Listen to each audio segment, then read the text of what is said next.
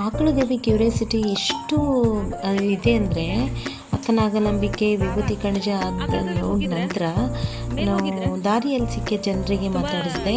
ಅವ್ರು ಏನು ಹೇಳ್ತಾರೆ ನೋಡೋಣ ಬನ್ನಿ. ಹತ್ಕೊಂಡು ಹೋಗ್ಬೋದು ತಾನೆ. Thank you. ಮೇಲೆ ಹೋಗಿಲ್ಲ ನೀವು?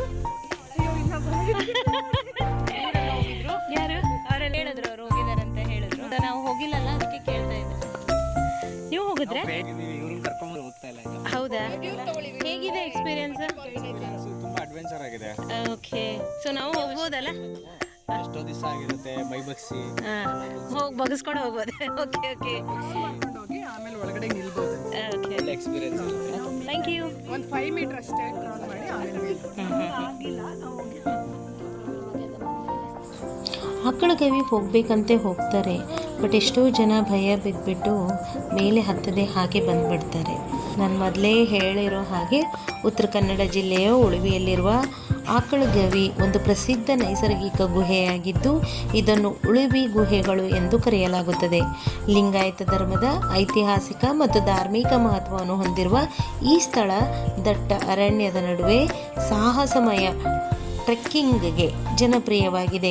ಇಲ್ಲಿನ ಆಕಳಗವಿ ಅತಿ ದೊಡ್ಡದಾಗಿದ್ದು ಕಿರಿದಾದ ಪ್ರವೇಶ ದ್ವಾರವನ್ನು ಹೊಂದಿದೆ. ಇಲ್ಲಿ ನೋಡಿ ಹತ್ತುತ್ತಾ ಇರೋದು, ತುಂಬ ಕೇರ್ಫುಲ್ಲಾಗಿ ಹತ್ತಬೇಕು. ಇದು ಒಂಥರ ಟಾಸ್ಕ್ ಅಂತಲೇ ನಾವು ಹೇಳ್ಬೋದು. ನಾವು ಹತ್ತಿದ್ವಿ, ಆ ಖುಷಿ ನಾನು ಮೇಲೆ ಬಂದಿದ್ದೀವಿ. ಒಳಗಡೆ ಹೋಗಿ ಏನಿದೆ ಅನ್ನೋ ತೋರಿಸ್ತೀನಿ. ನಾವು ಅಕ್ಕನ ಫ್ರೆಂಡ್ಸ್ ಗ್ರೂಪಲ್ಲಿ ಬಂದಿದ್ದೀನಿ. So this is a big adventure for me. Akalagavi ನೋಡೋಕ್ಕೆ ಅತಿ ದೊಡ್ಡದಾಗಿದ್ದು ಕಿರಿದಾದ ಪ್ರವೇಶ ದ್ವಾರ ಅಂತ ಏನು ಹೇಳಿದ್ನಲ್ಲ, ಸೊ ತುಂಬ ಅಂದರೆ ತುಂಬ ಚಿಕ್ಕದಾದಂಥ ಒಂದು ಸ್ಪೇಸ್ ಇದೆ. ಅದ್ರ ಒಳಗಡೆ ಹೋಗಬೇಕು. ಅದು ತುಂಬ ಒಂಥರ ಅಡ್ವೆಂಚರ್ಸ್ ಅಂತ ಹೇಳ್ಬೋದು. ಇಲ್ಲಿ ಗೈಡ್ ಆಕಳಗವಿ ಬಗ್ಗೆ ವಿವರಿಸ್ತಿದ್ದಾರೆ, ಕೇಳೋಣ ಬನ್ನಿ. ಶತಮಾನದಾಗ ಅವ್ರು ಚನ್ನಬಸವರ ಪೂಜಾ ಕುಂತಾಗ ತಾನಾಗೆ ಆಕಳ ಬಂದು ಹಾಲು ಕೊಟ್ಟಿದ್ದಂತಿಲ್ಲಿ. ಅವಾಗ ಹಾಲು ಬೀಳ್ತಿದ್ಲಿ ಕಂಟಿನ್ಯೂ. ಇವಾಗ ಲಿಂಗದ ಮೇಲೆ ನೀರ್ ಬೀಳ್ತ್ರಿ, ಅಲ್ಲಿಂದ ಅಷ್ಟೇ ಬೀಳತ್ ನೀರ್, ಮೇಲೆಲ್ಲ ನೀರಿಲ್ಲ. ನಮಸ್ಕಾರ ಮಾಡಿ ತೀರ್ಥ ತಗೊಳ್ರಿ. ಅದು ನೋಡಿ ಫ್ರೆಂಡ್ಸ್, ಇದು ಆಕಳ ಕೆಚ್ಚಲ್ ಥರನೇ ಇರೋದ್ರಿಂದ ಆಕಳಗವಿ ಅಂತ ಹೆಸರು ಬಂದಿದೆ ಅಂತ ಹೇಳಿದ್ರೆ ತಪ್ಪಾಗಲಾರದು. ಆಕಳ ಅಂದರೆ ಹಸು, ಗವಿ ಅಂದರೆ ಗುಹೆ. ಇಲ್ಲಿನ ಬಂಡೆಗಳು ಹಸುವಿನ ಆಕಾರದಲ್ಲಿರೋದ್ರಿಂದ ಈ ಹೆಸರು ಬಂದಿದೆ ಅಂತ ಹೇಳಲಾಗಿದೆ.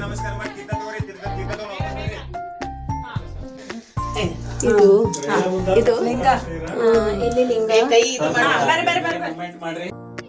ನಾವು ಆಕಳಗಳಿಗೆ ಒಳಗಡೆ ಹೇಳ್ತಾ ಇದೀವಿ. ಎಲ್ಲರೂ ಬಂದ್ವಿ, ತುಂಬಾ ಚೆನ್ನಾಗಿದೆ ನೋಡಿ. ಇಷ್ಟೊಂದು ಚಿಕ್ಕದ ಗವಿಯಲ್ಲಿ ಒಳಗಡೆ ಹೋಗಿ ಬಂದ್ವಿ. ಆಕಳ ಕಚ್ಚಲು ನೋಡ್ಕೊಂಡು ಬಂದ್ವಿ.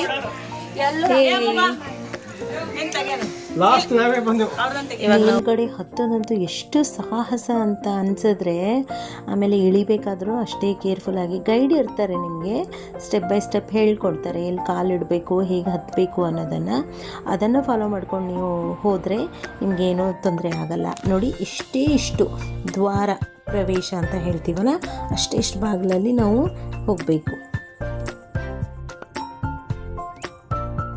ನನಗಂತೂ ತುಂಬ ಒಳ್ಳೆ ಎಕ್ಸ್ಪೀರಿಯೆನ್ಸ್ ಆಗಿದೆ, ತುಂಬ ಖುಷಿ ಕೊಡುತ್ತೆ.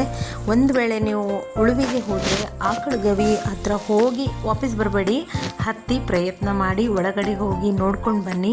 ತುಂಬ ಅಂದರೆ ತುಂಬ ಚೆನ್ನಾಗಿದೆ. ನನಗಂತೂ ತುಂಬ ಖುಷಿ ಕೊಡ್ತು. ಆಮೇಲೆ ನಮ್ಮ ಟೀಮ್ ಏನಿತ್ತಲ್ವ, ನಮ್ಮ ಅಕ್ಕನ ಫ್ರೆಂಡ್ಸ್ ಎಲ್ಲ ತುಂಬ ಖುಷಿ ಪಟ್ಬಿಟ್ರು. ನನಗೂ ತುಂಬ ಖುಷಿ ಆಯಿತು. ಸೊ ಅಲ್ಲಿ ತೆಗೆದಿರುವಂಥ ಕೆಲವೊಂದು ಫೋಟೋಸ್ಗಳನ್ನು ನಾನು ಅಪ್ಲೋಡ್ ಮಾಡಿದ್ದೀನಿ ಫ್ರೆಂಡ್ಸ್.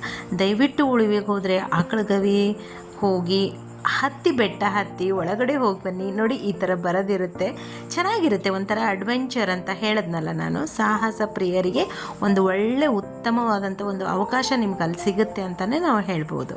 ಸೊ ನೆಕ್ಸ್ಟ್ ವಿಡಿಯೋದಲ್ಲಿ ನಾನು ಹರಳಯ್ಯನ ಹೊಂಡಕ್ಕೆ ಹೋಗಿದ್ವಿ ನಾವು. ಆ ವಿಡಿಯೋನ ಅಪ್ಲೋಡ್ ಮಾಡ್ತೀನಿ, ನೋಡ್ತೀರಾ ಅಂತ ಅಂದ್ಕೊತೀನಿ. By friends.